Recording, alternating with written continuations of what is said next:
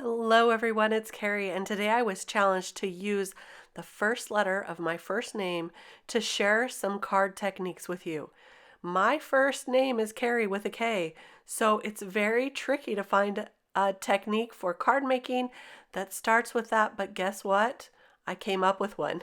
Today I'm going to share that with you along with my other fellow Altenew Certified Educators. We are doing a blog hop, and this is the stamps that I'm going to be using today, the Mod Vases, along with some of these other prints to create a kissing technique. So yes, my technique today is kissing on a card. I'm going to start off by just stamping one of those vases with this beautiful color from Altenew, and then I am going to add the kissing. So for that, I'm going to choose one of these block prints, and I think I'm going to start with this one right here, the leaves, and it's big enough to cover this vase. So this is perfect for this technique. So what I'm going to do is the first way, there's lots of ways you can do this, but the first way I'm going to ink up that vase once again. I'm going to take that block print and kiss it to that other stamp, and look here, you get a really neat design with those leaves. And I'm going to stamp that down, and I get more of a solid look with this one. For the second way, which is maybe my favorite, I'm going to take that same block print stamp over here to the right and ink the whole thing up with this beautiful Altenew blue ink, and then I will stamp the vase stamp on that to get the leaf impression right on that vase. Then I'll stamp that on my paper, and look at that. So pretty, and this way you get just the leaves and not the solid background. So I'm going to try this again a different way. This time I'm going to ink up the stamp and remove some of that right away without stamping the solid first. So this one here, I get a much solid looking leaf. What a fun design. See, you can see the difference here. Same color, different way to do the technique, and you get a different look. So it just depends on the look you're going for and what you want to do with this. I'm going to try this once again with the really tall vase and this beautiful swirl block print. I'll ink that up, and then I'll stamp down the stamp right on top of that. And I'm going to get that beautiful design right there, and I'll stamp it on my slimline this time. This vase is nice and tall, perfect for a slimline card. And now I'm going to take a lighter color. This is the Mountain Mist, and I'm going to ink up the whole vase. And then I'll just ink around the edges to get more of a shadow there around that edge. And look how pretty you get this beautiful design on the vase with a background. So now I'm going to do a few more ways here. I just started loving the way these were turning out, and I wanted to try a whole bunch of looks. So today I'm making, I think, 4 cards, and I'm doing this a number of ways for you.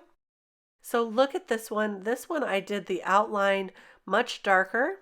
When I first stamped that down, I stamped it light and then inked the edges darker. Now I'm taking a completely darker stamp or ink and stamping that design right on top.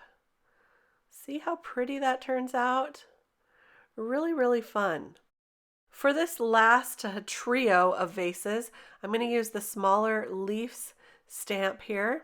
And I'm going to stamp this in a really bright ink first of all to start off. And then I'll do some of the small leaves on there. This is a much smaller print. It's perfect for these smaller vases, and it fits over the entire thing. So look here, you're going to see that leaf, and I'll hold it up a little bit closer in just a minute. Just inking around those edges a little bit more to get some dramatic edges here and make it look more of a spherical round vase. For the middle one, I'm going to use some beautiful sunset colors. I'll stamp down that vase first, inking up the edges a little bit heavier so you get that contrast, and then I'll do the leaves in a much darker orange. So beautiful. This is really easy to do, and you just remove that stamp and stamp it down. One thing I did find out is that if you're taking the stamp directly to the vase, if you're doing the stamp to stamp technique, it sometimes gets a little bit wobbly on you. So you have to be very, very careful to hold that still. But look at all of our results here. I'm loving how these turned out, and now it's time to put them into cards. I'm going to start off by arranging my daffodil die on my magnet sheet. I like to keep my dies on these magnet sheets, and then I keep the instructions right in the back. I usually cut off a little bit of that so it fits perfectly right behind my magnet sheet, and these are so nice and sturdy, and they keep everything organized, so I know just how to cut things out. I'm just going to cut these from a variety of yellows and oranges, and I cut the leaves from a bunch of greens, and this one is so easy to put together. I like to dry fit them first before I glue them down, make sure I have them going the right direction, and then they become very easy to put together. I really love Altenew's layered dies because they look so dimensional. The flowers just really pop out at you. They're so, so pretty. And this daffodil came together so quick. I'm just putting the center on there and look how it pops. And this is the one I'm going to use with the tall vase here. So I went ahead and cut out the green leaves, and I'm going to layer those as well.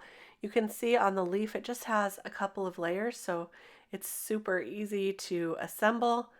And again, I will use the stem and the leaf on this one. I'm just taking that same color that we stamped the vase and making a background color to die cut this hugs from.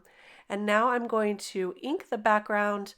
One thing I wish I would have done was ink it a little bit darker than I did. I took a light gray ink and this beautiful leaves stencil, the feathered leaf stencil, and some gray ink just over the top, really lightly, but it's very tricky to see in the video and in the pictures even. So I wish I would have done it a little bit darker. I just wanted some subtle dimension on the background to make this pop even more. Cut a slit in the top of the vase to thread that stem right through so it looks like it's actually inside the vase. And I also cut out a yellow strip that says sending lots of, so it says sending lots of hugs, and that matches the daffodil paper that I cut. The next one I'm going to do is this anemone die. I love this one. I'm arranging these the way they cut together. There's a couple different flowers on this one, so I put them together the way they go, and same with the leaves, and look how pretty these turn out. Oh my goodness. So I just dry fit those to see how they would fit together, and look how easy this one is as well. The leaves have two different layers to go on top of that base, and I just keep getting darker and darker on this one. So I'll glue those together, and so super easy. You can also die cut these already having some adhesive on the back and stick them together like stickers, but I find it just as easy to glue them with my favorite glue. I'm going to put this one together. I started this one cutting a base out of glitter paper from Altenew, but I found it was just a little too flashy, so instead I traded it out for a darker blue color.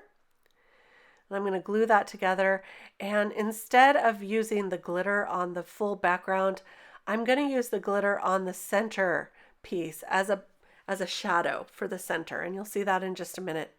So I'll finish gluing this one together here, and see, this one's pretty easy to line up as well. And the instructions also show you just how easy that is, but super simple, and I think this one is stunning. So there's the glitter. Without it, it kind of disappears into the background, but with that glitter popped up on the back, it really makes it jump to the front and center. I love how it looks there. Look at how pretty that looks with the leaves on the vase. So pretty. I'll glue down the leaf and the back flower, and then the front flower I'm going to pop up with some foam tape, and that gives this card even more dimension. So pretty with those blues. There you go, all popped up, and look at that. So pretty. I'm going to go ahead and tape off the bottom edge so that it looks like it is sitting on a table, and I will use a light gray ink for this. I'm just going to use a blending brush to brush that on. And for the sentiment, I found the perfect one in this Playful Plumeria stamp set, and I'm just going to figure out where I want that to go. Here or here, one or the other, and I'll just stamp that in black. So here's a look at the cards we've created. There's the daffodil with the hugs and that subtle background. Here is the anemone one, and that sentiment says your beauty comes from within. I heat embossed that one, so there's a little bit of texture to it. This one I did off screen with that green vase. I added a rose from this die set here, the rose set, and then I added that bee. That's one of the smaller stamp sets, and I just love it. And so I have that along with the die that goes with it, and I used the kind from that and added a UR to that one, and a little bit of gold splatters in the background. Here's the one with the 3 vases. I used the Builder Monstera 3D die set for this and just added some of those leaves throughout. This one I left blank on the outside. I'm going to put this sentiment on the inside. And there's our cards for today. I hope you enjoyed a look at this kissing technique, making some beautiful vases with some great designs. It's a very simple process and lots of different ways to do it for different looks, but I just love how these all turned out. And most of them I did cut a slit in the top of the vase to fit those stems into, so it looks like they're fit right into the vase. So on the daffodil one and on the Monstera leaves one, I did that same technique. Thank you so much for stopping by today. If you enjoyed this video and this technique, give me a thumbs up. It really does help out with YouTube. I hope you'll subscribe to the channel as well, and I'll see you next time with more card inspiration. Bye-bye.